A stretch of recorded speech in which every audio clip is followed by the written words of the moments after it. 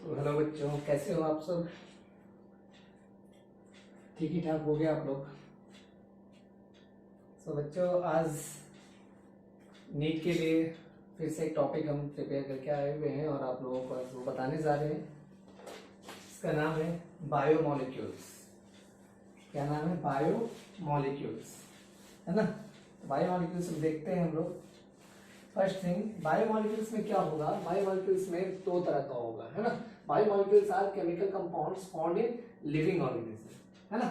Biomolecules क्या है कि वो केमिकल कंपाउंड है और वो कहाँ मिलेगा? लिविंग ऑर्गेनिज्म में मिलेगा, है ना। बायोमोलिक्यूल्स क्या है? वो केमिकल कंपाउंड है और वो कहाँ मिलेगा? लिविंग ऑर्गेनिज्म में, है ना।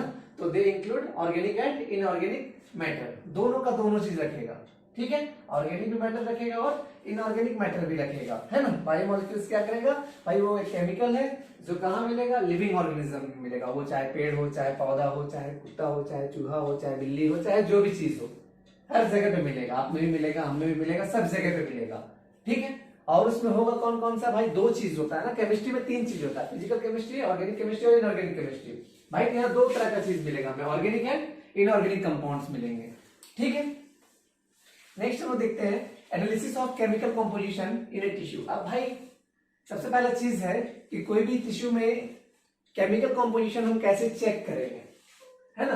तो क्या करेंगे? पहले एक लिविंग टिश्यू को हम लोग ग्राइंड करेंगे, है ना। एक लिविंग टिश्यू को हम लोग ग्राइंड करेंगे। लिविंग टिश्यू मतलब या वेजिटेबल हो या फिर लीवर का पीस हो, है ना, ठीक है। उसमें क्या करेंगे? ट्राइक्लोरो एसिटिक एसिड मिला देंगे, ठीक है। और क्या बनाएंगे? एक स्लरी बना लेंगे, ठीक है। उससे क्या करेंगे? ट्राइक्लोरो एसिटिक एसिड को मिला के हम लोग क्या करेंगे? एक स्लरी बना लेंगे, ठीक है। उसके बाद क्या करेंगे? उसको सीज क्लॉथ से उसको छान लेंगे, ठीक है। मस्कुलिन क्लॉथ से उसको हम लोग छान लेंगे, है ना। उसमें दो चीज मिलेगा हमें। क्या मिलेगा? पहला फिल्ट्रेट मिलेगा। पहला क्या मिलेगा हमें? फिल्ट्रेट मिलेगा। और दूसरा क्या मिलेगा? रिटेनेट मिलेगा, है ना। तो फिल्ट्रेट क्या होगा? एसिड सॉल्युबल पूल होगा और रिटेनेट जो होगा वो क्या होगा? एसिड इनसॉल्युबल पूल होगा, है ना। तो इसमें जो फिल्ट्रेट होगा उसमें क्या मिलेगा? Content bio micromolecules. और इसमें क्या मिलेगा? माइक्रोमोलिक्यूल। मतलब क्या है? बायो माइक्रोमोलिक्यूल्स का मतलब क्या है भाई? जो माइक्रो लेवल पे होंगे, छोटी लेवल पे, है ना, वो मॉलिक्यूल्स मिलेंगे। और माइक्रोमोलिक्यूल्स का मतलब इधर जो सेकंड में जो रेडिनेट में जो मिल रहा है बायो माइक्रोमोलिक्यूल्स का मतलब क्या होगा भाई? जो बड़े लेवल पे होंगे ना, जिसका मॉलिक्यूलर वेट कितना होगा? 1000 से ऊपर होगा। और यहाँ पे क्या होगा? माइक्रोमोलिक्यूल्स का क्या होगा? 1000 से नीचे होगा उसका मॉलिक्यूलर वेट, ठीक है बच्चों। नेक्स्ट क्या है कि अब क्या करेंगे? उसको पहले वेट करेंगे, वेट करेंगे किसका? क्या बोलते हैं तो, जो टिश्यू ले रहे हैं उस टिश्यू को क्या करेंगे हम लोग? वेट करेंगे, है ना। तो वेट करने से क्या? ड्राई वेट करेंगे। वेट करने पे क्या है भाई? यहाँ पे देख लीजिए ड्राई वेट है ना, तो इवेपोरेट हो जाएगा, ठीक है। ड्राई वेट मतलब इवेपोरेट हो जाएगा। देन क्या है? It is a fully burned oxidized और carbon compound to gaseous form, ठीक है। मतलब क्या करेंगे भाई? अब हमको एश चाहिए, है ना, ठीक है। क्या मिल जाएगा? जब मान के चलो कोई भी चीज को जब हम लोग जलाते हैं, जब कोई भी ऑर्गेनिक मैटर को जब हम लोग जलाते हैं तो हमें क्या मिलता है? कोई भी ऑर्गेनिक मैटर को जब हम जलाएंगे, जब ये करेंगे तो क्या मिलेगा भाई? उसमें क्या होगा? हमारे पास सिर्फ और सिर्फ ऐश बचेगा, है ना, उसका राख बचेगा, उसका खार बचेगा, है ना। और हमें कुछ भी नहीं मिलेगा, सिर्फ क्या मिलेगा हमें? सिर्फ और सिर्फ ऐश बचेगा, ठीक है। नेक्स्ट क्या है? ऐश कंटेन इनऑर्गेनिक एलिमेंट, ठीक है। इनऑर्गेनिक एलिमेंट में क्या क्या होगा? कैल्शियम होगा, मैग्नीशियम होगा, सोडियम होगा, पोटेशियम होगा, इटीसी, है ना। और इनऑर्गेनिक कंपाउंड्स में क्या होगा? आपका सल्फर का कंपाउंड होगा, फास्फोरस का कंपाउंड होगा, सोडियम का कंपाउंड होगा, कैल्शियम का कंपाउंड होगा, है ना। अलग अलग तरह के कंपाउंड्स आपको मिलेंगे। तो भाई इनऑर्गेनिक में क्या मिला आपको? इनऑर्गेनिक एलिमेंट्स में क्या क्या मिला? Calcium, magnesium, sodium, potassium. और इनऑर्गेनिक कंपाउंड्स भी मिलेंगे, जिसका क्या? सल्फर कंपाउंड है, पोटेशियम, फास्फोरस कंपाउंड है, सोडियम कंपाउंड है ना, कैल्शियम कंपाउंड है। ये सब सारी चीज आपको मिलेंगे। नेक्स्ट हम लोग देखते हैं कि एक अगर वेट, अगर जो लिविंग मैटर है ना, अगर एक लिविंग ऑर्गेनिज्म में टिश्यू अगर हम उठाते हैं, ठीक है, एक लिविंग ऑर्गेनिज्म का अगर टिश्यू उठाते हैं तो भाई हमारे बॉडी में, वो ह्यूमन बॉडी में कितना मिलेगा और अर्थ में कितना मिलेगा? तो हाइड्रोजन कितना है भाई? अर्थ क्रस्ट में 0.4% है ना। लेकिन ह्यूमन बॉडी में कितना है? वो 0.5% है। कार्बन कितना है? 0.03% है। और ह्यूमन बॉडी में कितना मिलेगा? 18.5% मिलेगा, ठीक है। ऑक्सीजन कितना है? 46.6% है। और ह्यूमन बॉडी में कितना मिलेगा आपको? ऑक्सीजन 65% मिलेगा आपको। नाइट्रोजन कितना है? बहुत ही कम है अर्थ में, अर्थ क्रस्ट में, अर्थ में बहुत ज्यादा कम है, लेकिन भाई यहाँ पे क्या है, ह्यूमन बॉडी में वो कितना मिलेगा, 3.3% मिलेगा। ठीक है, सल्फर कितना है, 0.03%। यहाँ पे ह्यूमन बॉडी में कितना है, 0.03%। इससे आप एनालिसिस कर सकते हो, समझ सकते हो भाई कि हमारे लिए जो केमिकल्स हैं, जो कंपाउंड्स हैं, वो कितना ज्यादा इंपॉर्टेंस रखता है। सोडियम कितना है, 2.8%, और आपका ह्यूमन बॉडी में कितना है, 0.2%। कैल्शियम कितना है, 3.6%। ह्यूमन बॉडी में कितना, 1.5%। मैग्नीशियम कितना है, अर्थ क्रस्ट में 2.1%। ह्यूमन बॉडी में कितना है, 0.1%। सिलिकॉन कितना है, 27.7%। और यहाँ पे क्या है, ह्यूमन बॉडी में क्या हो जाएगा, नेग्लिजिबल हो जाएगा। ठीक है बच्चों, तो ये आप देख सकते हो, ठीक है, ये समझ सकते हो कि भाई एक ह्यूमन बॉडी में और अर्थ में कितना कितना हमारा जो ये hydrogen, carbon, oxygen, nitrogen, sulphur, sodium, calcium, magnesium, silicon कितना कंसंट्रेशन में हमारे बॉडी में है, ह्यूमन बॉडी में कितना कितना रेशियो में है। नेक्स्ट अब हम लोग देखते हैं बायो माइक्रोमोलिक्यूल, है ना। माइक्रो मतलब छोटा वाला जो मॉलिक्यूल्स होगा, उस मॉलिक्यूल्स के बारे में हम लोग देखेंगे, है ना। अभी जो हम लोग देखने जा रहे हैं बायो माइक्रो मॉलिक्यूल्स। तो इस मॉलिक्यूल्स हम लोग चेक करेंगे, देखेंगे भाई कि क्या क्या इसमें क्या क्या होगा बायो माइक्रो मॉलिक्यूल्स में। देखते हैं, तो बायो माइक्रो मॉलिक्यूल्स में क्या आएगा, एमिनो एसिड्स, लिपिड, शुगर और नाइट्रोजन बेस। एकदम सिंपल सी चीज याद रखिएगा, एमिनो एसिड्स, लिपिड्स, शुगर और नाइट्रोजन बेस। ठीक है, अब यहाँ पे क्या है, molecular weight of bio micromolecules कितना हो जाएगा भाई, इसमें 18 to 800 डाल्टन के बीच में आएगा, है ना। जो इसका माइक्रोमोलिक्यूल्स हैं, छोटे जो मॉलिक्यूल्स हैं, उनका जो अगर मॉलिक्यूलर वेट अगर 18 से लेकर 800 डाल्टन के बीच में अगर आए, है ना, तो क्या कहलाएंगे, बायो माइक्रोमोलिक्यूल्स, है ना। The acid soluble pool represent the cytoplasmic composition, है ना। अभी हम इससे पहले देखे थे कि भाई जो ये जो है द एसिड सॉल्युबल पूल जो है वो किसको रिप्रेजेंट कर रहा है, साइटोप्लाज्मिक कंपोजिशन। साइटोप्लाज्म में तो समझ रहे हो ना, सेल के अंदर जो समुद्र है, जो कंटेंट जो उसमें घूम रहे हैं, वो बताएंगे आपको बायो माइक्रोमोलिक्यूल्स। बात समझ में आ रही होगी आपको, ठीक है। तो फिर से एक बार मैं बता रहा हूँ, बायो माइक्रोमोलिक्यूल्स में क्या आएंगे, एमिनो एसिड्स, लिपिड्स, शुगर और नाइट्रोजन बेसिस। ठीक है, नेक्स्ट है एमिनो एसिड्स, है ना। तो एमिनो एसिड्स भाई सबसे इंपॉर्टेंट चीज है ह्यूमन बॉडी के लिए, बहुत ही ज्यादा इंपॉर्टेंट है। तो ठीक है, क्या है ये, they are the compound formed of amino group, है ना। एमिनो ग्रुप मतलब NH2 आपका हो जाएगा, ठीक है। एंड एसिड ग्रुप क्या हो जाएगा, COOH, hydrogen. And variable group जिसको क्या बोलेंगे, साइड चेन बोलते हैं या फिर R ग्रुप बोलते हैं, ठीक है ना। तो दे आर सब्स्टिट्यूट ऑफ मीथेन्स, है ना। किससे बना हुआ रहेगा, ये मीथेन से बना हुआ रहेगा। नेक्स्ट देखिए, ये कुछ डायग्राम्स है ना, जैसे ग्लाइसिन है, एलानिन है, आपका सेरीन है, कुछ एग्जांपल्स हैं, आप समझ सकते हैं, इसको देखकर, स्ट्रक्चर्स को देख के समझ सकते हैं। नीचे 3D स्ट्रक्चर भी दिखाया गया है, जिससे आप समझ सकते हैं, बॉल स्ट्रक्चर से भी समझ सकते हैं आप कि भाई ये एमिनो एसिड्स जो है वो कैसे कैसे बने हैं, इनका बॉन्ड्स कैसे इन्वॉल्व हुआ है ना। नेक्स्ट देखिए, 20 types of amino acids are used in protein synthesis, है ना। ह्यूमन बॉडी में भाई जो प्रोटीन जो सिंथेसिस हो रहा है वो कितना चाहिए, 20 टाइप्स ऑफ एमिनो एसिड्स, है ना, यूज होता है प्रोटीन सिंथेसिस में। ठीक है, तो एमिनो एसिड्स आर 3 टाइप्स। ठीक है, कौन कौन सा होगा भाई, एसिडिक एमिनो एसिड्स, दूसरा क्या है बेसिक एमिनो एसिड्स, और तीसरा क्या है न्यूट्रल एमिनो एसिड्स। फिर से मैं बोल रहा हूँ, एसिडिक एमिनो एसिड्स, दूसरा बेसिक एमिनो एसिड्स और तीसरा न्यूट्रल एमिनो एसिड्स, है ना। तो एसिडिक एमिनो एसिड्स का ग्लूटामिक एसिड एग्जांपल है, बेसिक एमिनो एसिड्स का एग्जांपल लाइसिन है, और न्यूट्रल एमिनो एसिड्स का एग्जांपल वैलिन है ना। तो सम एमिनो एसिड्स आर एरोमेटिक, है ना। कुछ एमिनो एसिड्स क्या होंगे, वो एरोमेटिक होंगे, जैसे टायरोसिन, फिनाइलएलनिन, ट्रिप्टोफैन, ये सब क्या है आपका एरोमेटिक है ना। नेक्स्ट है essential amino acids and non essential amino acids, है ना। तो अब क्या है भाई, एसेंशियल एमिनो एसिड्स का मतलब है कि भाई जो हमारा बॉडी को देना है खाने के द्वारा, है ना, मतलब हम लोग खाना खाएंगे उसको तभी मिलेगा। They can not be synthesised by the body, first point में लिख रहा है कि they can not be synthesised by the body and should be supplied through diet, है ना। जो एसेंशियल एमिनो एसिड्स होंगे उसको हमको खाने के द्वारा लेना पड़ेगा, वो हमारा बॉडी उसको नहीं बनाता।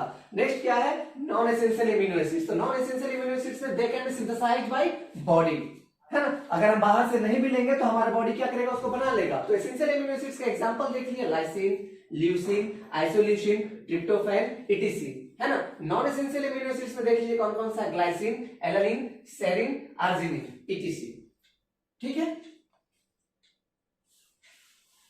अब देखिए, इन amino acids NH2 and COOH have ionizable nature, so structure of amino acids change in solution of different pH, है ना। अब क्या है भाई कि यहाँ पे देखिए बेसिक पॉइंट लिखा हुआ है कि एमिनो एसिड्स NH2 मतलब एमिनो ग्रुप, ठीक है, और आपका हैव आयनाइजेबल नेचर, ठीक है। आयनाइजेबल नेचर मतलब क्या करेगा, चार्ज को ट्रांसफर करेगा। So structure of amino acids change in solution of different pH. जैसे जैसे आप पीएच चेंज कीजिएगा आपका जो एमिनो एसिड्स का जो स्ट्रक्चर होगा वो चेंज होता जाएगा। If both NH2 and COOH are ionised it is called zwitter ion, है ना। मतलब दोनों आपस में जब एक्सचेंज हो रहा है, प्लस प्लस माइनस जब चेंज कर रहा है, एक्सचेंज कर रहा है, उसको क्या बोलेंगे, ज्विटर आयन, है ना। तो यहाँ देखिए ज्विटर आयनिक फॉर्म यहाँ पे बना हुआ है, इसको आप लोग समझ सकते हैं।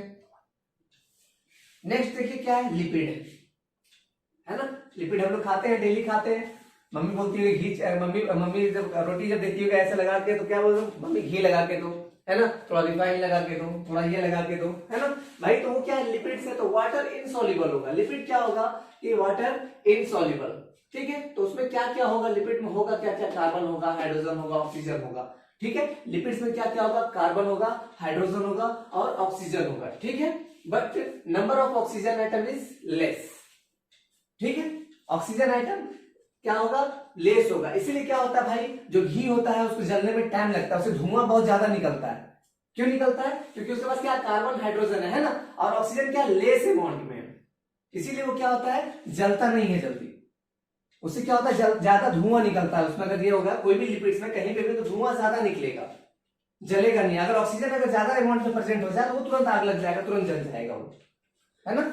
नेक्स्ट में देखिए टाइप्स ऑफ लिपिड्स। तो सिंपल लिपिड, कंपाउंड लिपिड और ड्राइव लिपिड, तीन तरह का लिपिड्स होगा। सिंपल लिपिड्स, दूसरा कंपाउंड लिपिड और तीसरा ड्राइव लिपिड। अब देखते हैं तीनों का स्ट्रक्चर भी देख के आप समझ पा रहे होंगे कि सिंपल लिपिड क्या हो रहा है, कंपाउंड लिपिड क्या है और ड्राइव लिपिड क्या है। तो पहला देखेंगे सिंपल लिपिड। तो सिंपल लिपिड क्या है, this are formed of fatty acid and alcohol like glycerol, ठीक है। सबसे एकदम सिंपल पॉइंट है, this are formed of fatty acid and alcohol, नीचे आप देख रहे होंगे, ठीक है। नेक्स्ट क्या है, fatty acid are lipid with a hydrocarbon chain ending of COOH group, that is RCOOH। R मतलब क्या हो गया आपका, साइड चेन ग्रुप हो गया। एग्जांपल क्या, पाल्मिटिक एसिड है 16 कार्बन, है ना, और क्या है लास्ट में COOH लगा हुआ है, ठीक है। आर्किडोनिक एसिड का भी आप देख लीजिए 20 कार्बन है उसके पास। Types of fatty acids. अब टाइप्स ऑफ फैटी एसिड में क्या लगा, सैचुरेटेड फैटी एसिड और अनसैचुरेटेड फैटी एसिड्स, है ना। तो सैचुरेटेड फैटी एसिड्स में क्या होगा, कोई भी डबल बॉन्ड नहीं होगा, कार्बन कार्बन के बीच में कोई भी डबल बॉन्ड ट्रिपल बॉन्ड नहीं होगा। लेकिन अनसैचुरेटेड में क्या होगा कि भाई वहां पे क्या होगा, कार्बन कार्बन के बीच में डबल बॉन्ड भी हो सकता है, ट्रिपल बॉन्ड भी हो सकता है। तो सैचुरेटेड का आपका एग्जांपल है पाल्मिटिक एसिड, एस्टेरिक एसिड, है ना। अनसैचुरेटेड का एग्जांपल आपका oleic acid and arachidonic acid, ये सब क्या है आपका अनसैचुरेटेड का एग्जांपल है। सैचुरेटेड का क्या क्या है, पाल्मिटिक एसिड और एस्टेरिक एसिड। बातें समझ में आ रही होगी आपको। तो एस्टेरिक एसिड का नीचे एग्जांपल भी है, उसको आप देख सकते हैं स्ट्रक्चर कैसे बनाया गया है।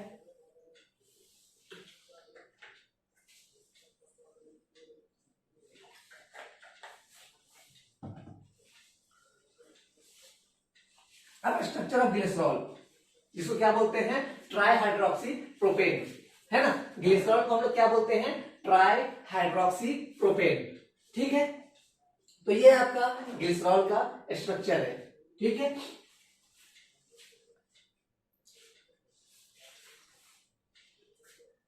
अब fatty acids are esterified with glycerol through ester bond forming monoglyceride, diglyceride and triglyceride, है ना। अब एस्टर बॉन्ड के साथ जैसे जैसे वो जुड़ते जाएगा, है ना, कोई भी फैटी एसिड जो है एस्टेरिफाइड होगा। एस्टेरिफाइड का मतलब क्या हो जाएगा भाई, एस्टर बॉन्ड के साथ वो जुड़ता जाएगा, है ना, एस्टर बॉन्ड बनते जाएगा, है ना। Ester bond forming monoglyceride. अब एक जुड़ेगा तो मोनोग्लिसराइड, दो जुड़ा डाइग्लिसराइड, तीन जुड़ा ट्राइग्लिसराइड, है ना। तो यहाँ पे देखिए आपको नीचे यहाँ पे दिखाया भी गया भाई कि 1 glycerol plus fatty acid equal to क्या हो जाएगा, मोनोग्लिसराइड।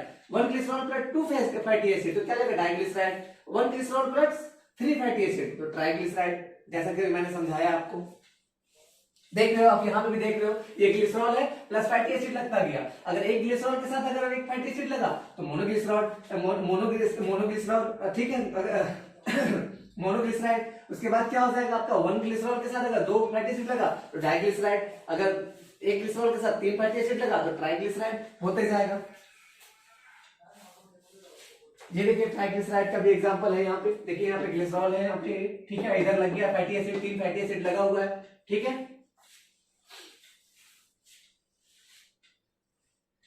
तो अब देखिए यहाँ पे एक चीज हम लोग देख रहे हैं, based on melting point lipids are 2 types, है ना। लिपिड्स जो होता है ट्राइग्लिसराइड होता है ना। तो based on the melting point, है ना, मेल्टिंग पॉइंट लिपिड्स, है ना, जो लिपिड्स है वो जो ट्राइग्लिसराइड जिसको बोलते हैं आर 2 टाइप्स, पहला क्या फैट्स और दूसरा ऑयल्स। तो फैट्स का क्या होगा, मेल्टिंग पॉइंट हाई होगा, उतना भी हाई नहीं होगा लेकिन हाई होगा, और ऑयल से कितना होगा, लो मेल्टिंग पॉइंट होगा, है ना, तुरंत ही वो थोड़ा सा टेम्परेचर पे भी वो गर्म हो जाएगा, लेकिन क्या होगा, जो फैट्स होंगे वो धीरे धीरे गर्म होगा, धीरे धीरे वो पिघलेगा। अब देखो कंपाउंड लिपिड क्या होता है, देखते हैं। These are the ester of fatty acids and alcohol with additional group, है ना। अब देखिए कंपाउंड लिपिड में क्या होगा कि भाई फैटी एसिड तो लगा, है ना, फैटी एसिड एंड अल्कोहल का जो एस्टरिफाइड हुआ, अब साथ में क्या लग गया भाई, आपका एडिशनल ग्रुप भी एक ठो लगा, है ना। जैसे एग्जांपल क्या, phospholipid, fatty acid plus glycerol plus phosphate, additional group में इसमें क्या लग गया, फॉस्फेट आपका एडिशनल ग्रुप लगा, है ना। फॉस्फोलिपिड में क्या था, फैटी एसिड था प्लस ग्लिसरॉल था प्लस क्या हो गया, फॉस्फेट लगा। तो यहाँ पे तो आपका फैटी एसिड प्लस ग्लिसरॉल तो आपको समझ में आ रहा है, लेकिन साथ में क्या लग गया, फॉस्फेट लगा। तो फॉस्फेट जब लगा तो क्या हो गया, फॉस्फोलिपिड हो गया। तो they are found in cell membrane, है ना। कहां मिलेगा ये फॉस्फोलिपिड, आपको कहां मिलेगा, सेल मेम्ब्रेन में मिलेगा, ठीक है। यहां आप देख सकते हैं स्ट्रक्चर ऑफ सेल मेम्ब्रेन कैसा है।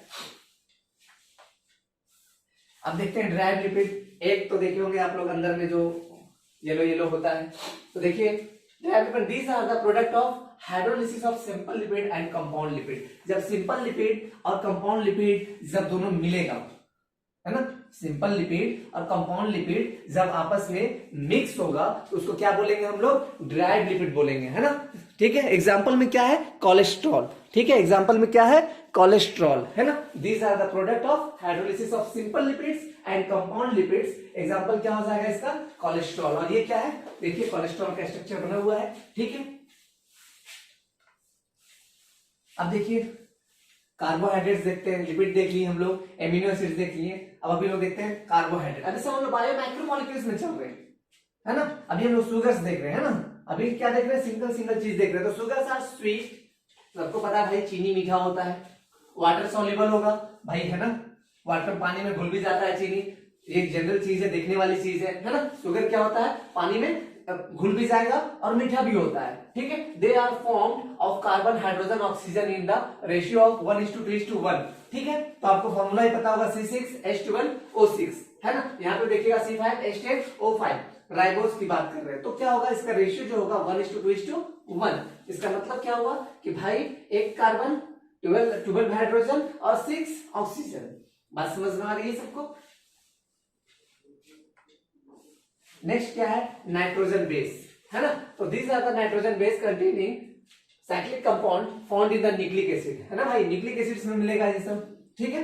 कहां मिलेगा, जो नाइट्रोजन जो क्या बोलते हैं आपका नाइट्रोजन बेस कहां मिलेगा, न्यूक्लिक एसिड में। They are classified as follow, purine और पायरिमिडिन। तो आप एडेनिन का भी नाम सुने होंगे, जब डीएनए का स्ट्रक्चर के बारे में जब हम लोग पढ़ेंगे, डीएनए के बारे में नाम सुनेंगे, तो एडेनिन, ग्वानिन किसमें आएगा, प्यूरिन इसमें आएगा, है ना। नाइट्रोजन बेस है, नाइट्रोजन बेस में 2 टाइप्स, प्यूरिन और पायरिमिडिन। तो प्यूरिन में क्या आ जाएगा आपका, एडेनिन और ग्वानिन, और पायरिमिडिन में क्या आएगा, साइटोसिन, थाइमिन और यूरासिल, ठीक है। नेक्स्ट क्या है, अब देखिए यहां पे देखते हैं कुछ कुछ की न्यूक्लियोसाइड्स कैसे बनेंगे। तो nitrogen base plus sugar nucleoside, है ना। तो adenine plus sugar adenosine, guanine plus sugar guanosine, cytosine plus sugar cytidine, thymine plus sugar thymidine, uracil plus sugar uridine, ठीक है। एकदम सिंपल सी चीज है। नाइट्रोजन बेस मतलब adenine, guanine, cytosine, thymine, uracil, साथ में क्या लगा, शुगर लगा, है ना। तो नाइट्रोजन बेस के साथ अगर शुगर लगेगा तो एडेनिन के साथ अगर शुगर लगा तो एडिनोसिन, ग्वानिन के साथ अगर शुगर लगा ग्वानोसिन, साइटोसिन के साथ अगर शुगर लगा साइटिडिन, है ना, थाइमिन के साथ शुगर लगा थाइमिडिन, है ना, यूरासिल के साथ शुगर लगा यूरिडिन। एकदम क्लियर है। अब देखिए न्यूक्लियोटाइड्स क्या होगा, है ना। तो अब क्या होगा कि भाई वहां नाइट्रोजन बेस प्लस शुगर लग रहा था, अब साथ में एक चीज और ऐड हो जाएगा, फॉस्फेट। यहाँ पे सिंपल सी चीज है कि nitrogen base plus sugar plus phosphate अगर लग जाएगा तो न्यूक्लियोटाइड्स हो जाएगा। साइड में क्या था, नाइट्रोजन बेस प्लस शुगर था, ठीक है, लेकिन जब टाइड्स की बात होगी साथ में फॉस्फेट ग्रुप भी ऐड हो जाएगा, ठीक है। तो nucleotides are heterocyclic compound, nucleic acids are DNA and RNA, है ना। डीएनए और आरएनए जो होगा मेड अप ऑफ न्यूक्लियोटाइड्स, ठीक है। तो डीएनए आरएनए जो होगा वो किससे बना हुआ रहेगा, न्यूक्लियोटाइड से, अभी जो मैंने बताया है ना, एडेनिन, थाइमिन, साइटोसिन, सब कुछ जो हमने बताया, ठीक है। अब देखते हैं हम लोग बायो माइक्रो मॉलिक्यूल्स। अभी हम लोग क्या देखेंगे, बायो माइक्रो मॉलिक्यूल्स, MACRO वाला, है ना। बड़ा मॉलिक्यूल्स देखेंगे हम लोग, छोटा मॉलिक्यूल्स हम लोग अभी अब देख लिए, अब हम लोग क्या देखेंगे, बड़ा मॉलिक्यूल्स देखेंगे। तो इसमें क्या है, these are biomolecules having molecular weight greater than 1000 dalton. सबसे पहला पॉइंट है कि these are the biomolecules having molecular weight greater than 1000 dalton, ठीक है। तो इसमें क्या आ जाएगा, प्रोटीन भी आएगा, पॉलीसेकेराइड्स आएगा और न्यूक्लिक एसिड आएगा, ठीक है। सिंपल सी चीज है, तीन चीज आएगा इसमें, प्रोटीन, पॉलीसेकेराइड्स और न्यूक्लिक एसिड्स, ठीक है। तो their molecular weight is 1000 dalton and above. इसका मॉलिक्यूलर वेट क्या होगा, इससे मतलब इसका मॉलिक्यूलर वेट कितना होना चाहिए, 1000 मतलब 10,000 डाल्टन से कितना होना चाहिए, उससे ऊपर भी होना चाहिए, है ना। तो अब क्या है, एसिड इनसॉल्युबल फ्रैक्शन, है ना। एसिड इनसॉल्युबल फ्रैक्शन जो है वो क्या कहलाएगा, मैक्रोमोलिक्यूल फ्रैक्शन कहलाएगा, ठीक है। वो कहां मिलेगा, साइटोप्लाज्म में और ऑर्गेनेल। भाई जाहिर सी बात है, जो भी चीज है सब कहां मिल रहा है, सेल में ही तो है। हम लोग खा भी रहे, पी भी रहे, सब किसको दे रहे हैं, सेल को ही दे रहे हैं। तो सब मिलेगा कहां, सेल में ही तो मिलेगा। मान के चलो कोई आदमी घर पे रहता है भाई, तो वो कहां मिलेगा, घर पे ही तो मिलेगा, बाहर तो नहीं मिलेगा। कोई अगर फील्ड में रहता है, मैदान में रहता है, वो कहां मिलेगा, मैदान में मिलेगा। तो भाई यहाँ सेल है, तो सेल जो साइटोप्लाज्म, भाई यहाँ सब सेल का मटेरियल तो कहां मिलेगा, सेल में ही तो मिलेगा। क्योंकि ह्यूमन क्या कहां से बना है, ह्यूमन कैसे बना है, सेल से बना है ना। तो सब कुछ कहां से मिलेगा, सेल से ही तो मिलेगा। सब कुछ तो सेल में ही तो मिलेगा। जो भी जितना भी चीज है वो कहां मिलेगा, सब साइटोप्लाज्म में मिलेगा और उसका ऑर्गेनेल्स में मिलेगा। तो अब पहला चीज देखते हैं, lipid is not strictly a macromolecule as its molecular weight does not exceed 800 dalton, but it comes under acid insoluble fraction because many lipids are arranged into a structure like cell membrane. When tissue is grand, cell membrane are broken and water insoluble vesicles they cannot be filtered along with acid soluble pool. इसलिए क्या होगा भाई, जब acid soluble जो pool था उसके साथ क्या कर सकते हम लोग, लिपिड को जो है वो हम लोग क्या करते हैं, फिल्टर नहीं कर पाते हैं। उसको तो रखना चाहिए था किधर, बायो माइक्रोमोलिक्यूल्स में। लेकिन भाई वो क्या हो रहा है, एसिड soluble जो पूल है उसमें हम लोग फिल्टर उसको नहीं कर पा रहे। जब नहीं कर पा रहे उसको कहां रख दिया गया, बायो माइक्रोमोलिक्यूल्स में रखा गया उसको, ठीक है। तो एवरेज कंपोजिशन ऑफ सेल, एक सेल में जो कंपोजिशन होगा वो कितना होगा, वाटर का जो कंसंट्रेशन होगा वो 70 to 90%, प्रोटीन का कंसंट्रेशन होगा वो कितना होगा 10 to 15%, कार्बोहाइड्रेट का जो कंसंट्रेशन होगा वो 3% होगा, न्यूक्लिक एसिड का जो कंसंट्रेशन होगा वो 5 to 7% होगा, आयंस का जो कंसंट्रेशन होगा वो 1% होगा, ठीक है। तो वाटर का कंसंट्रेशन कितना होगा एक सेल में, 70 to 90%, याद रखिएगा। प्रोटीन का कंसंट्रेशन कितना होगा, 10 to 15% होगा, कार्बोहाइड्रेट का कितना होगा 3% होगा, न्यूक्लिक एसिड कितना होगा 5 to 7% होगा, आयंस कितना होगा वो 1% होगा, ठीक है। ठीक है, अब देखते हैं protein. Protein is heteropolymer of amino acids. अलग अलग एमिनो एसिड्स मिलकर क्या बनाते हैं, प्रोटीन बनाते हैं, है ना। अलग अलग है मिलेंगे, ये एमिनो एसिड्स मिलेंगे। ऐसा नहीं कि एक ही एमिनो एसिड्स है और वही एमिनो एसिड्स प्रोटीन बनाएगा, है ना।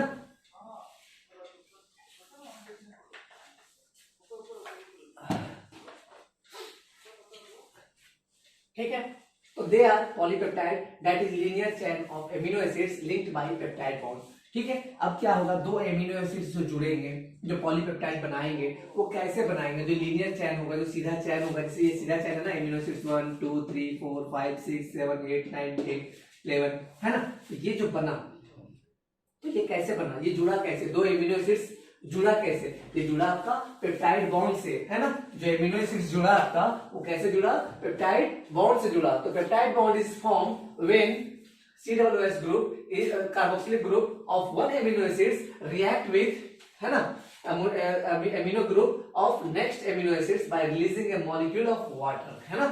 जब पेप्टाइड बॉन्ड बनेगा तो उस पेप्टाइड बॉन्ड में क्या होगा, जब कार्बोक्सिलिक ग्रुप और एमिनो ग्रुप जब आपस में कंबाइन करेंगे, जब आपस में मिलेंगे, तो वहां से क्या होगा, वाटर निकलेगा और वहां पे क्या बन जाएगा, पेप्टाइड बॉन्ड बनेगा, है ना। तो फंक्शन ऑफ प्रोटीन क्या है, फंक्शन ऑफ प्रोटीन में क्या है, for growth and tissue repair, पहला फंक्शन जो है प्रोटीन का वो क्या है, for growth and tissue repair protein का काम है ना। Transport nutrients across the cell membrane, है ना, जो भी न्यूट्रिएंट्स हम लोग खाते हैं, जो हम लोग ये दे रहे हैं सेल्स के पास जो दे रहे हैं, तो सेल्स के अंदर कौन लेके जा रहा है, वो प्रोटीन ही तो है, कैरियर प्रोटीन ही तो है जो अंदर लेके जा रहा है। एग्जांपल क्या है, GLUT4 enable glucose transport into cell, है ना। GLUT4 अगर नहीं रहता तो हमारे सेल्स के अंदर क्या होता, ग्लूकोज नहीं जा पाता। नेक्स्ट क्या, act as intercellular ground substance जैसे कोलाजन, है ना, act as antibody to fight infection organism, infectious organism, है ना, एक्ट एज रिसेप्टर्स। एग्जांपल क्या है, receptors of smell, taste, hormone, सब जितना भी चीज है, ऑल थिंग्स हमारे बॉडी में जो भी चीज बना हुआ है सब तो प्रोटीन ही है। सम आर हार्मोन्स, है ना, जैसे इंसुलिन, एंजाइम, ट्रिप्सिन, पिगमेंट जैसे हेमोग्लोबिन, सब तो प्रोटीन ही है। एवरीथिंग जो भी चीज है सब तो प्रोटीन ही है। अब क्या है, अब most abundant protein in animal world, है ना, वो क्या होगा, कोलाजन। अगर क्वेश्चन पूछा जाए आप लोगों को कि भाई most abundant protein in animal world, तो उसका क्या बोलेंगे भाई, कोलाजन बोलेंगे, है ना। कोलाजन सबसे ज्यादा प्रोटीन पाया जाने वाला है एनिमल वर्ल्ड में। अगर एटमॉस्फेयर के पूरा, अगर बायोस्फीयर की अगर बात किया जाए तो भाई रूबिस्को, है ना, राइबोलोज बिसफॉस्फेट कार्बोक्सिलेज ऑक्सीजनेज, है ना, रूबिस्को, है ना, वो कहां मिलेगा, बायोस्फीयर में मिलेगा पूरा का पूरा। तो स्ट्रक्चरल लेवल ऑफ प्रोटीन, ठीक है, स्ट्रक्चरल लेवल ऑफ प्रोटीन, पहला क्या है, प्राइमरी स्ट्रक्चर, दूसरा क्या है, सेकेंडरी स्ट्रक्चर, तीसरा क्या है, टर्सरी स्ट्रक्चर, और चौथा क्या है, क्वाटरनरी स्ट्रक्चर। फर्स्ट थिंग क्या है, प्राइमरी स्ट्रक्चर, दूसरा क्या है, सेकेंडरी स्ट्रक्चर, तीसरा क्या है, टर्सरी स्ट्रक्चर, और चौथा क्या है, क्वाटरनरी स्ट्रक्चर, है ना। तो देखते हैं इसमें प्राइमरी स्ट्रक्चर में क्या है। तो प्राइमरी स्ट्रक्चर क्या होगा भाई, जैसे सिंपल सा एक चैन है ना। प्राइमरी स्ट्रक्चर क्या है, एक सिंपल सा चैन है, प्लेन चैन है ना। It describe the sequence of amino acids, सिर्फ सिंपल सा चैन है भाई। जैसे मान के चलो मोती को धागे में डाल दो, है ना, तो वो क्या हो जाएगा, सिंपल सा जैसे एक माला बन जाएगा, उसी टाइप का क्या है, तो it describes as the sequence of amino acids, that is positional information of a protein, कि कौन से जगह पे कौन सा एमिनो एसिड्स लगा हुआ है, मतलब पोजीशन बताएगा, है ना, किसका, एमिनो एसिड्स का, ठीक है। नेक्स्ट क्या है, left and first amino acids, और क्या है आपका राइट एंड में जो है आपका वो लास्ट एमिनो एसिड्स, है ना। एक में एन टर्मिनल रहेगा, दूसरे में सी टर्मिनल रहेगा, है ना। तो लेफ्ट साइड में क्या रहेगा, एन टर्मिनल रहेगा, और राइट साइड में क्या रहेगा, सी टर्मिनल रहेगा, है ना। लेफ्ट साइड में कौन सा टर्मिनल रहेगा, एन टर्मिनल, और राइट साइड में कौन सा टर्मिनल रहेगा, सी टर्मिनल रहेगा। बच्चे बात समझ में आ रही होगी।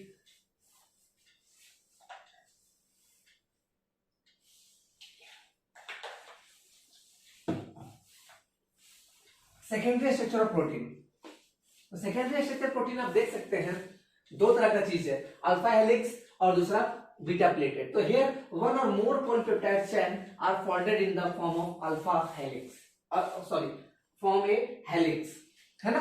तो इसमें क्या है, बीटा प्लेटेड, देख रहे हैं आप, हेलिकल स्ट्रक्चर बन जाएगा, है ना।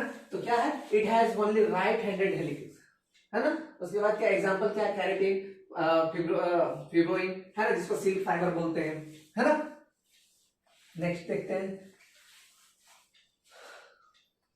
नेक्स्ट है टर्सरी स्ट्रक्चर। तो टर्सरी स्ट्रक्चर क्या है, helical polypeptide chain is further folded like a hollow woollen ball, है ना। एक ऊन का गोला अगर आप देख सकते हैं, तो उसको जैसे लपेटेंगे जैसे ये में, तो क्या होगा, 3D शेप मिल जाएगा ना। जब ऊन का गोला को जब हम अगर लपेटते हैं, ठीक है, गोला जब बनाते हैं, जब एक ऊन का जब हम गोला लपेटेंगे चारों तरफ से, जब इधर से लपेटेंगे इधर से लपेटेंगे, पूरा चारों तरफ से जब घुमाएंगे उसको, ऊन का गोला को जब लपेटेंगे, जब घुमाएंगे, तो वहां पे देखोगे आपको 3D व्यू मिलेगा, और वो 3D व्यू जो मिलेगा वो आपका क्या कहलाएगा, टर्सरी स्ट्रक्चर होगा, है ना। तो tertiary structure is necessary for many biological activity of protein, है ना। अगर टर्सरी स्ट्रक्चर अगर प्रोटीन का अगर नहीं रहेगा, तो जितने भी जो बायोलॉजिकल एक्टिविटी हो रहे हैं, मतलब बहुत सारे बायोलॉजिकल एक्टिविटी हैं जो किस पे डिपेंड कर रहे हैं, टर्सरी स्ट्रक्चर ऑफ प्रोटीन पे डिपेंड करते हैं। एग्जांपल में क्या हो जाएगा, मायोग्लोबिन और एंजाइम्स, ठीक है। क्वाटरनरी स्ट्रक्चर की बात करेंगे तो भाई वहां पे क्या होगा, जैसे एक ऊन का गोला, दो ऊन के गोला, तीन ऊन गोला, चार ऊन गोला, है ना। वो चारों ऊन गोला क्या किए हम भाई, एक पैकेट में डाल दिए, है ना, और उसको क्या बोलेंगे, क्वाटरनरी स्ट्रक्चर। तो here more than one polypeptide chain form tertiary structure and each chain function as subunit of protein, ठीक है, एग्जांपल क्या है, हेमोग्लोबिन, इट हैज 4 सब यूनिट, है ना, 1 2 3 4 आ रहा है। यहाँ पे पूरा का पूरा एक जगह पर आप देख सकते हैं, प्राइमरी स्ट्रक्चर मतलब सीधा लंबा चैन, है ना, 1 2 3 4 5 6 7 8, देख लीजिए 8 एमिनो एसिड्स लगा हुआ है। यहाँ देखिए क्या है, थोड़ा सा क्या हुआ, इसमें बॉन्ड इन्वॉल्व हुआ, स्ट्रक्चरल इंफॉर्मेशन इसका क्या हुआ, स्ट्रक्चर थोड़ा चेंज हुआ। टर्सरी में क्या हुआ भाई, एक ऊन का गोला का टाइप का बना। क्वार्टरली में क्या हुआ, एक मतलब अलग अलग ऊन का गोला जाके कंबाइंड हुआ एक जगह पे, है ना, तो वो क्वार्टरली स्ट्रक्चर हुआ। जो सब यूनिट्स है वो असेंबल हो गया। अब हम लोग देखते हैं पॉलीसेक्राइड्स, है ना। अब हम लोग क्या देखेंगे, पॉलीसेक्राइड्स। तो पॉलीसेक्राइड्स क्या है, these are polymers of sugar, है ना। पॉलीसेक्राइड्स क्या है, these are the polymers of sugar. जैसे ब्रैकेट में अगर लिख सकते हैं उसको क्या लिख सकते हैं, मोनोसेक्राइड्स। एग्जांपल क्या है, स्टार्च, सेलुलोज, ग्लाइकोजेन, इंसुलिन, है ना। तो स्टार्च किसका पॉलीमर है, ग्लूकोज का। सेलुलोज किसका पॉलीमर है, ग्लूकोज का। ग्लाइकोजेन किसका पॉलीमर है, ग्लूकोज का। इन्युलिन किसका पॉलीमर है, फ्रुक्टोज का। ठीक है, तो यहां आप देख सकते हैं कि here there are complex polysaccharides formed a amino sugar, है ना। अब यहाँ पे एग्जांपल क्या है, ग्लूकोजामाइन, एन एसिटाइल गैलेक्टोजामाइन, ये सब क्या है आपका, ये पॉलीसेक्राइड्स हैं, ठीक है, कॉम्प्लेक्स पॉलीसेक्राइड्स हैं। Chitin is the homopolymer of N acetyl glucosamine, it is seen in exoskeleton of arthropods and fungal cell wall.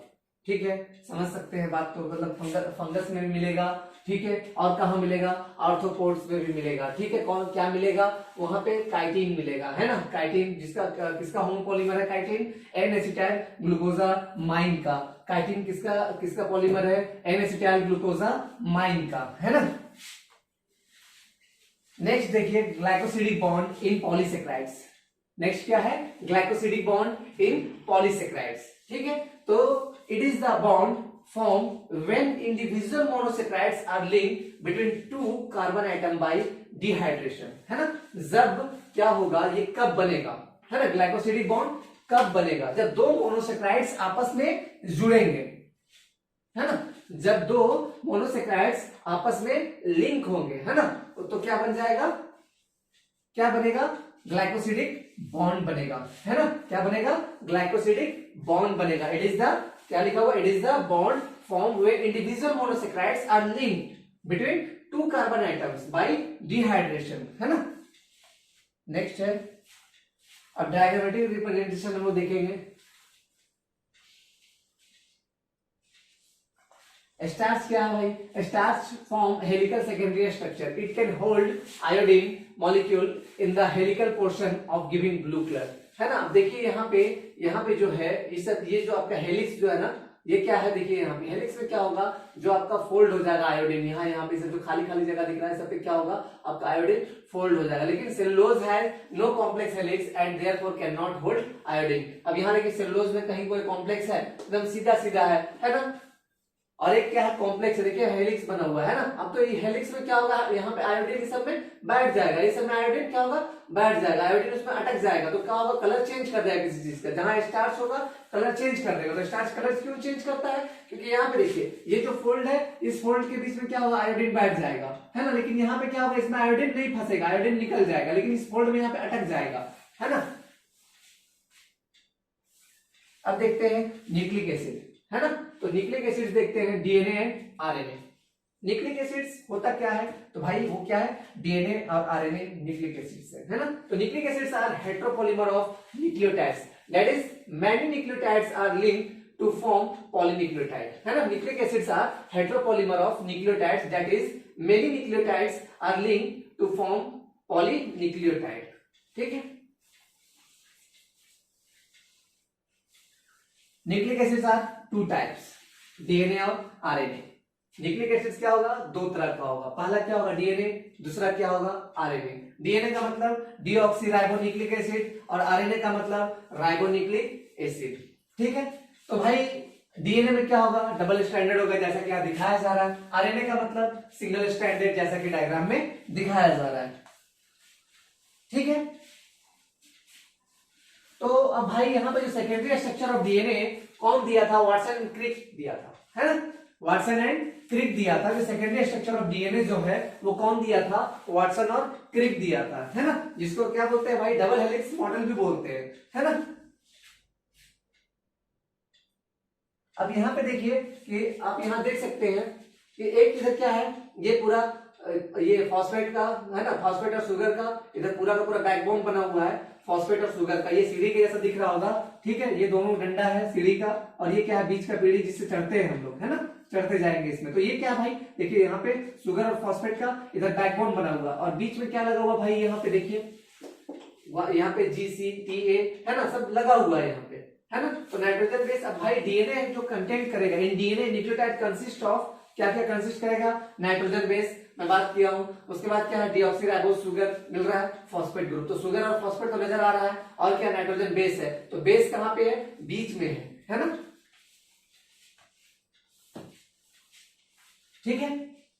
तो अब क्या है, backbone of DNA is formed by the sugar phosphate group chain, है ना, backbone of DNA is formed by the sugar phosphate sugar chain, step are formed of nitrogen base. अभी हम बताएं कि भाई ये जो बैकबोन जो है वो किससे बना रहेगा, शुगर और फॉस्फेट से, है ना, sugar phosphate sugar, sugar phosphate sugar, ऐसा चलता रहेगा। लेकिन जो स्टेप्स है, जो जिससे ऊपर ये स्टेप्स जो नजर आ रहे हैं, वो स्टेप्स किससे बना रहेगा, नाइट्रोजन बेस का बना रहेगा। तो नाइट्रोजन बेस में क्या क्या आएगा, एडेनिन, ग्वानिन, थाइमिन और साइटोसिन। यूरासिल क्या होगा, डीएनए में एब्सेंट रहेगा, है ना, यूरासिल क्या होगा, डीएनए में एब्सेंट रहेगा, नाइट्रोजन बेस रहेगा, है ना। नाइट्रोजन बेस इंक्लूड क्या रहेगा, नाइट्रोजन बेस का एडेनिन, ग्वानिन, थाइमिन और साइटोसिन, है ना। यूरासिल क्या रहेगा, एब्सेंट रहेगा।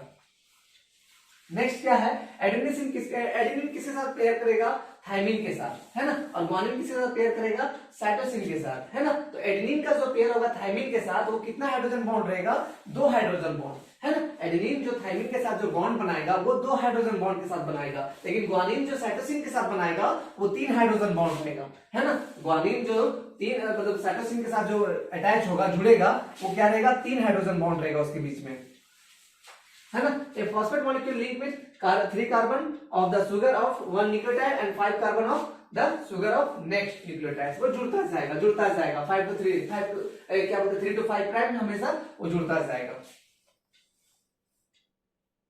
और क्या है, bond between phosphate and OH group of sugar is an ester bond, है ना। एस्टर बॉन्ड किसको बोलेंगे, जो किसके बीच रहेगा, फॉस्फेट और अल्कोहलिक जो OH है उसके बीच में लगेगा, है ना, फॉस्फेट और OH के बीच में जो लगेगा, ठीक है। शुगर का जैसे फॉस्फेट है और OH ग्रुप ऑफ शुगर, है ना, शुगर का जो OH ग्रुप है वहां पे और फॉस्फेट पे जब लगेगा तो उसको क्या बोलेंगे, एस्टर बॉन्ड बोलेंगे। तो ठीक है, अब नेक्स्ट क्या है कि as there is one such ester bond on the either side is called phosphodiester bond, है ना। ऐसे ही दूसरा बॉन्ड भी आकर दोनों जब अटैच होगा तो क्या बन जाएगा, फॉस्फोडाइस्टर बॉन्ड, ठीक है। अब क्या है, नेक्स्ट क्या है, the bond between sugar and nitrogen base is called an glycosidic bond. अगर नाइट्रोजन बेस और शुगर के बीच में अगर बॉन्ड बनेगा तो उसे क्या बोलेंगे, एन ग्लाइकोसिडिक बॉन्ड, है ना। एन ग्लाइकोसिडिक लिंकेज भी बोलेंगे, एन ग्लाइकोसिडिक बॉन्ड भी बोल सकते हैं, जैसी आपकी मर्जी आप बोलो।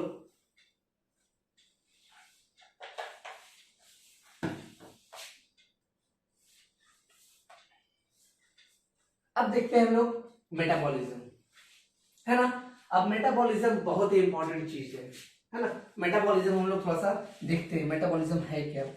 तो मेटाबॉलिज्म है क्या भाई, ऑल द बायोकेमिकल रिएक्शंस, अभी हम लोग पढ़ रहे हैं ना, बायोमोलिक्यूल्स पढ़े ना, तो all the biochemical reactions taking place inside a living system together constitute metabolism, है ना। जब दोनों साथ में हो, है ना, कोई भी बायोकेमिकल रिएक्शन, कोई भी चीज बनना और टूटना, है ना, जब साथ में हो जो भी चीज हो उसको क्या बोलेंगे, मेटाबॉलिज्म। जैसे removal of carbon dioxide from amino acids to form amine, है ना, जब कार्बन डाइऑक्साइड को निकाल के, है ना, एमिनो एसिड से अगर निकाले के बनाएंगे तो उसको वो हो गया process. Removal of amino group in nucleotides base, फिर क्या है, हाइड्रोलाइसिस ऑफ ग्लाइकोसिडिक बॉन्ड, ये सब क्या है, मेटाबॉलिज्म है ना। किसी चीज को तोड़ना, नया चीज बनाना, नया चीज बना के तोड़ना, है ना, ठीक है। तो the intermediate product of the metabolic reaction are called metabolites, है ना। The intermediate product of metabolic reaction वो क्या होगा, मेटाबोलाइट्स होगा, है ना। जो हमको प्रोडक्ट मिल रहा है, जो बनने के बाद जो बीच में हमें प्रोडक्ट जो मिला वो क्या कहलाएगा, मेटाबोलाइट्स कहलाएगा, है ना।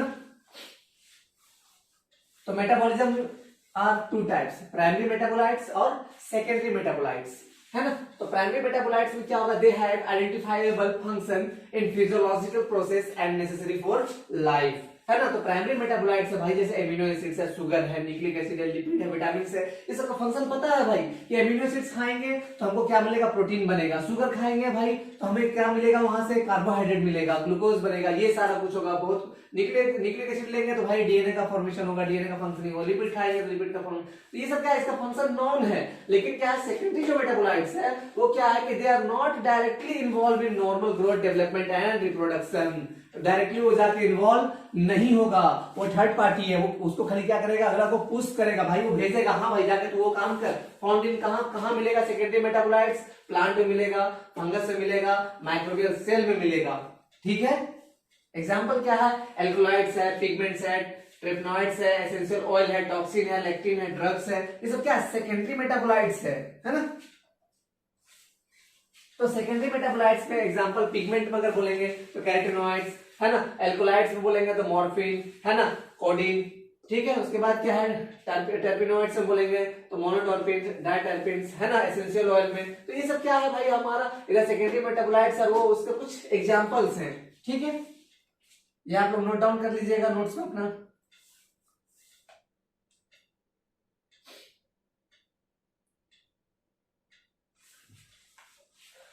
नेक्स्ट क्या है, टाइप्स ऑफ मेटाबॉलिक पाथवे। तो एनाबॉलिक और दूसरा कैटाबॉलिक। तो एनाबॉलिक का मतलब क्या होगा भाई, बायोसिंथेटिक, है ना, कोई चीज का बनेगा। कैटाबॉलिक का मतलब भाई टूटेगा। तो simpler molecule form complex structure क्या कहलाएगा, एनाबॉलिक पाथवे। सिंपल सी लाइन में याद रखिएगा भाई कि सिंपलर मॉलिक्यूल्स जो होगा वो कॉम्प्लेक्स मॉलिक्यूल में जब वो बनेगा, ठीक है, उसको क्या बोलेंगे भाई, एनाबॉलिक पाथवे बोलेंगे, है ना, जिसको क्या बोलते हैं, कंस्ट्रक्टिव प्रोसेस बोलते हैं, बन रहा है कोई चीज, है ना। यहाँ पे क्या, कैटाबॉलिक में क्या, कॉम्प्लेक्स मॉलिक्यूल क्या होगा, सिंपल स्ट्रक्चर में टूटेगा, उसको क्या बोलेंगे, डिस्ट्रक्टिव प्रोसेस बोलेंगे, ठीक है। एनाबॉलिक पाथवे में क्या होगा, एनर्जी कंज्यूम करेगा, है ना। एनाबॉलिक जब भी कोई चीज बनेगा, कंस्ट्रक्शन होगा, कोई भी चीज बनेगा तो क्या होगा, एनर्जी कंज्यूम होगा। लेकिन कैटाबॉलिक पाथवे में क्या होगा, एनर्जी रिलीज होगा। काम ही तो यही है, एनर्जी गेन करना, रिलीज करना, गेन करना, रिलीज करना, काम तो यही है ना। देख रहे हैं यहाँ पे ये मॉलिक्यूल है, यहाँ पे क्या हुआ, यहाँ पे एनर्जी लगा, ये बन गया। यहाँ लेकिन कैटाबॉलिज्म में क्या हुआ, यहाँ पे कोई मॉलिक्यूल्स है, टूट गया, अलग अलग, एनर्जी रिलीज हो गया, ये अलग हो गया।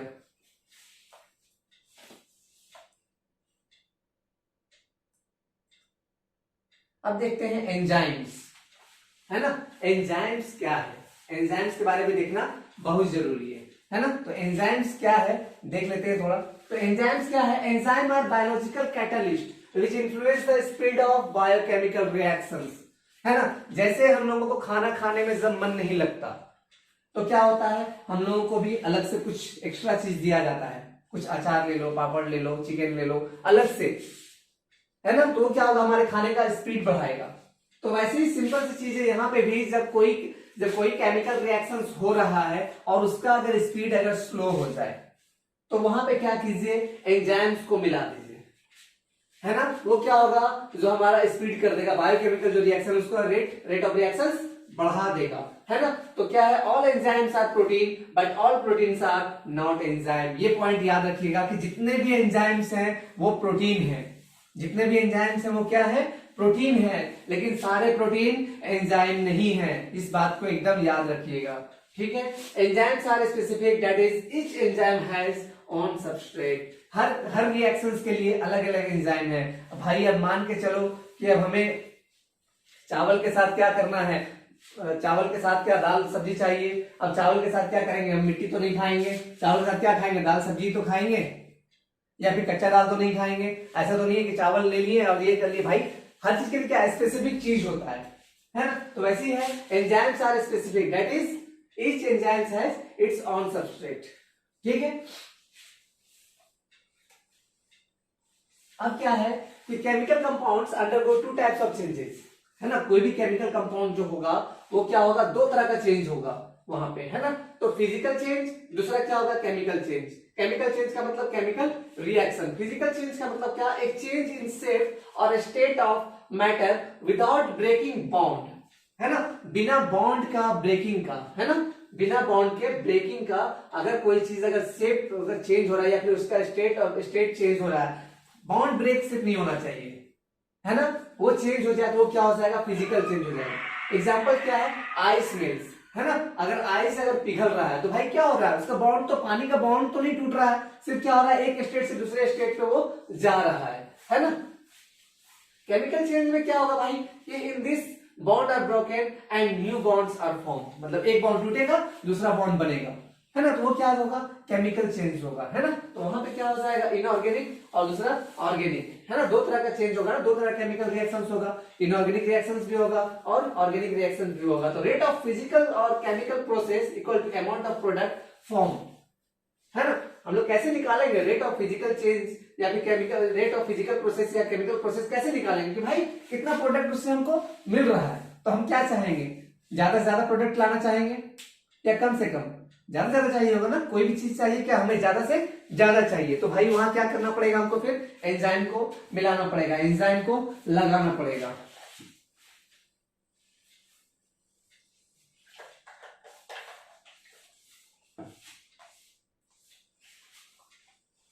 तो क्या है, rate is called velocity if the direction is specified, rate is called velocity if the direction is specified. Rates of physical and chemical process, ठीक है, तो रेट क्या है, जो रेट ऑफ जो रिएक्शन जो हम लोग देख रहे हैं, तो क्या वेलोसिटी है, स्पीड है भाई, रिएक्शंस का स्पीड है, कि भाई वो कितना स्पीड पे जा रहा है, वो रिएक्शन कितना स्पीड कर पा रहा है। तो rate of physical and chemical process are influenced by factor such as temperature, है ना भाई, जो भी चीज हुआ आज तक हम लोग जो भी हुए हैं, जितने भी चीज बन रहा है अर्थ पे, जो भी चीज है सब वो टेम्परेचर की वजह से है, सबका एक अपना अपना एक टेम्परेचर है ना, ठीक है। तो जनरली क्या है, रेट डबल्स और decrease by half for every 10 degree Celsius change in either direction, है ना। तो क्या होगा, अगर हर एक 10 या तो कोई भी जैसे ऑप्टिमम टेम्परेचर है, जैसे हमारा टेम्परेचर, हम लोग बॉडी का टेम्परेचर 37 डिग्री सेल्सियस है, अब उसमें क्या करो, 10 डिग्री घटा दो, 37 डिग्री सेल्सियस में 10 डिग्री घटा दो, तो क्या होगा, रेट ऑफ रिएक्शन जो होगा वो क्या होगा, कम होते जाएगा, और या करो या क्या करो, थोड़ा सा 10 डिग्री सेल्सियस बढ़ा दो, तो क्या होगा, वो क्या होगा, बढ़ते जाएगा। तो वो चीज डिपेंड करेगा, है ना, कि तुम्हारा बॉडी का टेम्परेचर क्या हो रहा है, लेकिन कितना होगा, एवरी 10 डिग्री सेल्सियस में, हर एक 10 डिग्री सेल्सियस में क्या होगा, हमारा बॉडी का टेम्परेचर क्या होगा, या तो घटते जाएगा या तो सॉरी हमारा रेट ऑफ जो केमिकल रिएक्शंस है वो क्या होगा, घटते जाएगा या फिर बढ़ते जाएगा। तो वही लिख रहा है कि रेट डबल्स, किसका रेट, रिएक्शंस का, और decrease by half for every 10 degree changes in either direction, जिस डायरेक्शन में कम करो, या तो बढ़ाओ या कम करो, ठीक है। तो in the absence of enzyme only 200 molecules of H2CO3 are formed in an hour, ठीक है। अब यहाँ देखिए एक एंजाइम है कार्बोनिक एनहाइड्रेज, है ना, तो क्या हो रहा है कि भाई अब यहाँ पे 200 मॉलिक्यूल्स बन रहा है, जब एंजाइम नहीं डाले, ठीक है, एक CO2 प्लस H2O जो बन रहा है, तो वहां पे क्या हो रहा है कि भाई अब हम लोग यहाँ पे देख रहे हैं कि एक रिएक्शन है, H2CO3 बन रहा है वहां पे, तो अब क्या है यहाँ पे, in absence of the enzyme only 200 molecules of H2CO3 are formed in an hour, एक घंटे में कितना बन रहा है, 200 मॉलिक्यूल बन रहा है, लेकिन जैसे ही कार्बोनिक एनहाइड्रेज डाले वैसे क्या बन गया, तुरंत 6 लाख मॉलिक्यूल बन गया, है ना, कितना बन गया, कितना बन गया, टोटल 6 लाख मॉलिक्यूल बन गया, 6 लाख मॉलिक्यूल्स बना, ठीक है, पर सेकंड के स्पीड से, है ना। वहां 200 मॉलिक्यूल बन रहा था एक घंटे में, लेकिन यहाँ पे एक सेकंड में कितना बना, 6 लाख मॉलिक्यूल बना। तो ये है पावर एंजाइम का, ठीक है। तो in a metabolic pathway each step is catalysed by different enzyme, है ना, in metabolic pathway each step is catalysed by different enzyme, मतलब जितना भी मेटाबॉलिक पाथवे हो रहा है हमारी बॉडी में, जो भी रिएक्शंस हो रहे हैं, तो सब चीज के लिए अलग अलग एंजाइम है, एक ही एंजाइम नहीं है, सब चीज के लिए क्या है, हमारे बॉडी में अलग अलग एंजाइम लगे हुए हैं, है ना, ठीक है। तो एग्जांपल क्या है, in glycolysis 10 different enzyme are taken part, glycolysis में, ग्लाइकोलाइसिस से अगर पायरुविक एसिड अगर बनेगा, यहाँ देख रहे होंगे ग्लूकोज से पायरुविक एसिड जो बनना है, वहां से वहां तक बनने में कितना एंजाइम लग रहा है, 10 एंजाइम्स लग रहा है ना, कितना एंजाइम लग रहा है, 10 एंजाइम लग रहा है, जैसे हेक्सोकाइनेज है, ठीक है, उसका फॉस्फोग्लूको आइसोमेरेज है, उसके बाद एल्डोलेज है, ये सब एग्जांपल्स है, पाइरुवेट काइनेज है, सब क्या है, ये 10 एंजाइम है, ग्लाइकोलाइसिस में लगेंगे ये, है ना, ये ग्लाइकोलाइसिस में लगेंगे और क्या करेगा, ग्लूकोज को पाइरुविक एसिड में कन्वर्ट कर देगा। ठीक है, एक छोटा सा प्रोसेस है, उसमें क्या लग रहा है आपका, ग्लूकोज से पाइरुविक एसिड में कन्वर्ट करने में 10 एंजाइम्स लग जा रहे हैं, 10 एंजाइम्स लग रहे हैं।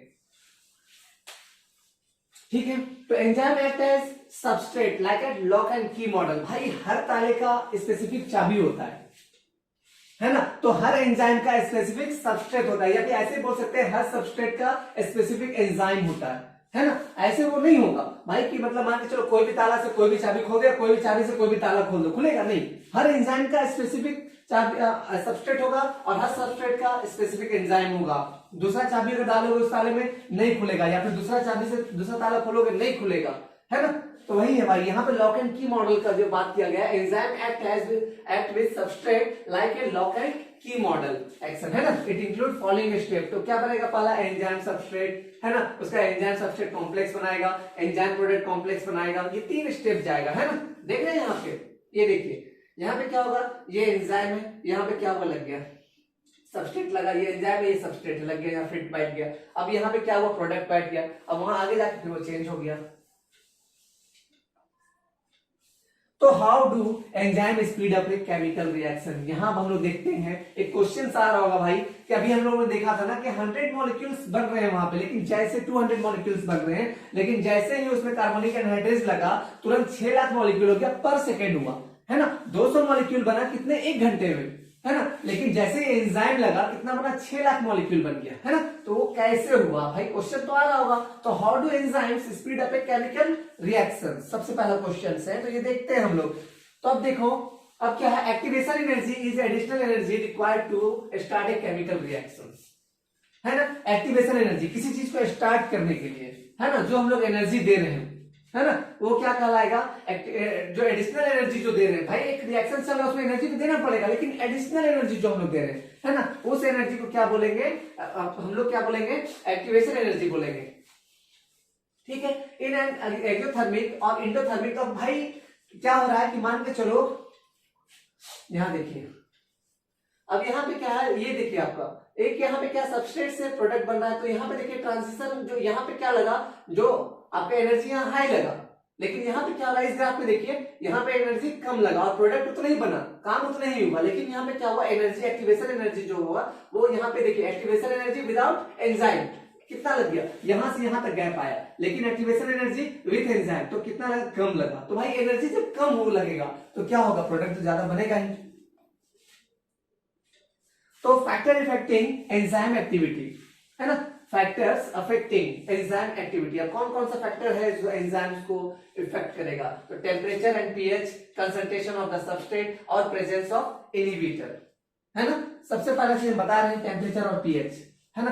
क्या होगा, पहले बताया था कि भाई जो एंजाइम है वो किसके नेचर का है, प्रोटीन नेचर का है। तो भाई अगर मान के चलो प्रोटीन में किसी भी तरह का अगर चेंज करोगे, पीएच में किसी भी तरह का प्रोटीन में अगर चेंज करोगे, उसका कंफर्मेशन चेंज हो जाएगा। तो जब कंफर्मेशन चेंज होगा भाई, तो एंजाइम की एक्टिविटी भी चेंज हो जाएगा, है ना। अगर आम का टेस्ट डाले हो तो इमली का टेस्ट आने लगेगा। फिर अब क्या, कंसंट्रेशन ऑफ द सबस्ट्रेट है। अब भाई 1 किलो चीनी में 50 ml 50 ml पानी डालो तो क्या फर्क पड़ने वाला, कुछ फर्क पड़ने वाला नहीं पड़ने वाला। या फिर क्या है, 1 लीटर मतलब 10 लीटर पानी में क्या करो, 50 ग्राम चीनी डालो, कोई फर्क पड़ने वाला नहीं पड़ने वाला।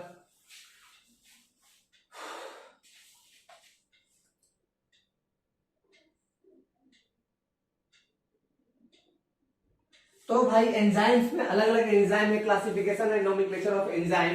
तो ऑक्सीडो रिडक्टेज डिहाइड्रोजिनेज, है ना, classification and nomenclature of enzyme में क्या है, ऑक्सीडो रिडक्टेज डिहाइड्रोजिनेज। दूसरा क्या है, ट्रांसफेरेज। तीसरा क्या है, हाइड्रोलेजेज। चौथा क्या है, लाइजेज और आइसोमेरेजेज और लाइगेजेज। सबका क्या है, अलग अलग काम है, सबका अपना अपना अलग अलग काम है। ये जितना जो क्लासिफिकेशन है, ये जो 6 टाइप का जो क्लासिफिकेशन है एंजाइम्स का, जो नोमेनक्लेचर किया गया, जितना भी एंजाइम जो कैटेगरी है सबका, जैसे ट्रांसफेरेजेस है तो किसी को क्या करेगा, कोई ग्रुप को ट्रांसफर करेगा, है ना। हाइड्रोलेज किसी चीज को हाइड्रोलाइज करेगा, लाइजेस है तो लाइज करेगा, किसी चीज को तोड़ेगा, ठीक है। लाइगेज है तो किसी को चिपकाएगा, है ना। तो देखिए यहाँ पे ऑक्सीडो डिहाइड्रोजिनेज में क्या है, catalyse oxido reduction between 2 substrate, है ना, दोनों चीज करवाएगा, ऑक्सीडेशन भी करवाएगा और रिडक्शन भी करवाएगा। ठीक है, दो सबस्ट्रेट्स के बीच में ट्रांसफरेंस क्या करेगा, catalyse A transfer of A group, ठीक है, हाइड्रोजन को छोड़कर, हाइड्रोजन को छोड़कर बाकी सब ग्रुप को ट्रांसफर कर सकता है वो, है ना। उसके बाद क्या है, हाइड्रोलाइसिस में क्या है, catalyse hydrolysis of ester either peptide glycosidic, मतलब जितना भी तरह का बॉन्ड है वो तोड़ेगा। बताएंगे लाइज में क्या करेगा, ये हाइड्रोलाइसिस करेगा डबल बॉन्ड का, लाइगेज में चिपकाएगा,